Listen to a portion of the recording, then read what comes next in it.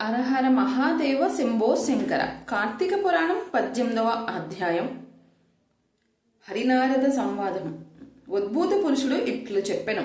మునీశ్వర, నేను అనుగ్రహించబడితిని. నీ దర్శనం యొక్క అనుగ్రహం వలన జ్ఞానవంతుడైతిని. ఓ మునీశ్వర, నాకు నీవే తండ్రివి, నీవే సోదరుడవు, నీవే గురుడవు. నేను నీకు శిష్యుడను. దరిద్రుడనై మొద్దుగా నున్న నాకిప్పుడు నీవుగాక గతి ఎవ్వరి పాపవంతుడైన నేనెక్కడ, ఇట్టి సద్గతి ఎక్కడ, పాపములకు స్థానమైన నేనెక్కడ, పుణ్యమైన కార్తీక మాసం ఎక్కడ, ఓ మునీశ్వరులు ఎక్కడ, ఈ మునీశ్వరులు ఎక్కడ, ఈ విష్ణు సన్నిధి ఎక్కడ, ప్రారబ్ధ సుకృతమున్న ఎడల తప్పక ఇట్లు ఫలించును కదా. నాకేతియు పూర్వపుణ్యం ఉన్నది, దానినే ఇట్లింతయు లభించెను దానిచే. అయ్యా, నా యందు దయవుంచి బాగా తెలియజెప్పుము. మనుష్యులు విధిగా కర్మలెట్లు చెయ్యుదురు, ఆ కర్మలకు ఫలం ఎట్లు కలుగును, వాటి ఉపదేశం ఎట్లు చెయ్యుటకు ముఖ్య కాలమేది, కర్మలేవి, ఏమి కోరి చెయ్యవలెను, ఈ విషయం అంతయు విని గోరితిని కనుక చెప్పుము. నీ వాక్యము వజ్రాయుధము చేత నా పాప పర్వతములు కూలినవి. అంగిరచుడు పలికెను. ఓయి, నీవడిగిన ప్రశ్న చాలా బాగున్నది. లోకహితం కొరకు అడిగితివి కనుక నీవడిగిన ప్రశ్నకు సమాధానం చెప్పదను వినుము. అనిత్యమైన ఈ దేహమును ఆశ్రయించి ఇంద్రియ కాముడై ఆత్మను మరిచి దేవాదులను ఆత్మయని తలచకూడదు, దేహాలను ఆత్మయని తలచకూడదు. ఆత్మకెప్పుడును సుఖ దుఃఖాది ద్వంద్వములు లేవు, అవి దేహాది ధర్మములైనవి. కాబట్టి ఆత్మ విషయక సందేహవంతుడు తప్పక కర్మంచును చేయవలెను. దానితో చిత్తశుద్ధి కలిగి తద్వారా జ్ఞానమును పొంది దాని చేత ఆత్మము యథార్థముగా తెలుసుకొనవలెను. దేహధారి అయిన వాడు తనకు విధించబడిన స్నానాది సర్వకర్మలను భక్తితో విధిగా చేయవలెను. అట్టి వేదోకాక్త కర్మ చేసినా ఫలించి ఆత్మ ప్రకాశం కలుగుచేయను. వర్ణాశ్రమ విభాగమున విడువక తనకు ఏ కర్మ చెప్పబడినదో విచారించి తెలుసుకుని తరువాత చేయవలను. స్నానము చేయక చేయు కర్మ ఏనకు భక్షించిన వెలగపండు వలె నిష్ఫలమగును. బ్రాహ్మణులకు ప్రాతస్నానం వేదోక్తమై ఉన్నది. నిరంతరము ప్రాతస్నానం ఆచరించలేని వాడు తులా సంక్రాంతి యందు, కార్తీక మాసమందును, మకర మాసమందును, వైశాఖ మాసమందును స్నానము చేయవలెను. ఈ 3 మాసములందును ప్రాతకాలమును స్నానము చేయువాడు వైకుంఠమునకు పోవును, మరియు వానికి ఉత్తమాగతి కలుగును. చాతుర్మాసాది పుణ్యకాలములందు చంద్ర సూర్యగ్రహణములందును స్నానము ముఖ్యము. ఇందు గ్రహణములందు గ్రహణ కాలమందే స్నానము ముఖ్యము.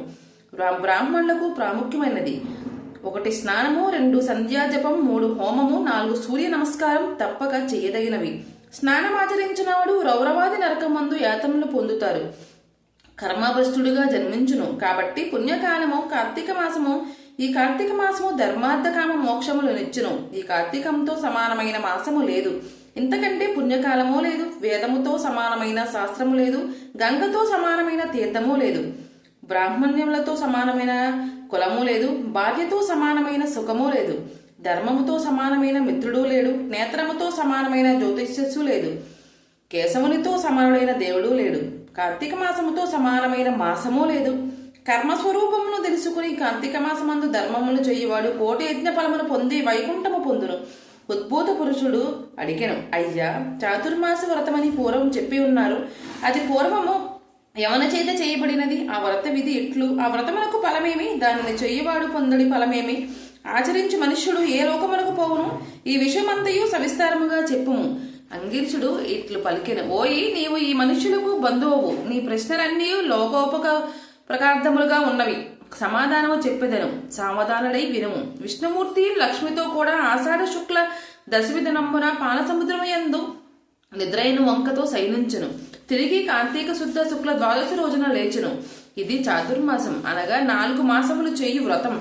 ఈ 4 మాసములు విష్ణుమూర్తికి నిద్రా సుఖమునిచ్చునవి, అనగా హరి 8 మాసములు మెలకుతో నుండి 4 మాసములు విశ్రాంతికై నిద్రించును. విష్ణువునకు సుఖనిద్రనిచ్చినది గనక ఇది పుణ్యకాలము. ఈ పుణ్యకాలమందు హరిని ధ్యానించువాడు విష్ణులోకము పొందును. ఈ 4 మాసములలోనూ చేసిన పుణ్యకార్యములు అనంతములు అగును. దీనికి కారణం చెప్పదను వినము. ఈ విషయము నారదుడునకు హరి చెప్పిన కారణము చెప్పెదను వినము. ఈ విషయమందు నారదునకు హరి చెప్పిన ఒక కథ ఉన్నది. పూర్వము కృతాయుగమునందు వైకుంఠలోకమున హరిలక్ష్మితో కూడా సింహాసనమునందు కూర్చుండి సురకిన్నర కచేర గణముల చేతను స్వగుణ భృత్యుల చేతను సేవింపబడుచుండెను. హరి ఇట్లుండగా భగవద్భక్తుడైన నారదముని కోటి సూర్యకాంతి గల వైకుంఠలోకమునకు గూర్చి వచ్చెను. నారదముని వచ్చి సింహాసన ఆసనుడై 4 భుజములు కలిగి పద్మపు రేకుల వంటి నేత్రములతో ప్రకాశించడి విష్ణుమూర్తిని చూచెను. చూచి అమితానందయుక్తుడై నారదుడు విష్ణుమూర్తి యొక్క పాదములకు మ్రొక్కెను. హరియు నారదుడిని చూచి నవ్వుచూ తెలియని వాని వలె ఇట్లనెను. ఓ నారదా, నీవు సంచరించు స్థలములందు సర్వత్రా కుశలము. ఋషులు ధర్మములు బాగుగానున్నారా? ఈ ఉన్నావా? ఉపద్రవములు లేకున్నవా? మనుష్యులు వారి వారి ధర్మములు అందు ఉన్నారా? ఈ విషయమంతయు ఈ సభలో చెప్పుము. నారదుడు ఆ మాటలు విని ఆనందించి నవ్వుతూ హరి ఇట్లనియే. ఓ స్వామి, నేను భూమునంతయు తిరిగి చూచితిని. వేదత్రయమందు చెప్పబడిన కర్మ మార్గము విడువబడినది. కొందరు మునీశ్వరులు గ్రామ్య సుఖలోనిరైరి తమ కర్మలను యావత్తు విడిచి ఉండిరి. వారు దేని చేత ముక్తులగుదురో నాకు తెలియకున్నది. కొందరు తినకూడని వస్తువులను తిరుచున్నారు, కొందరు వ్రతములను విడిచినారు, కొందరు ఆచారవంతులుగా ఉన్నారు, కొందరు అహంకారవర్జితులుగా ఉన్నారు, కొందరు మంచి మార్గవర్తులుగాను ఉన్నారు, కొందరు నిందజేయువారుగా ఉన్నారు. కాబట్టి ఓ దేవా, ఏదైనా ఒక ఉపాయం చేత శిక్షించి ఈ ఋషీశ్వరులను రక్షించుము.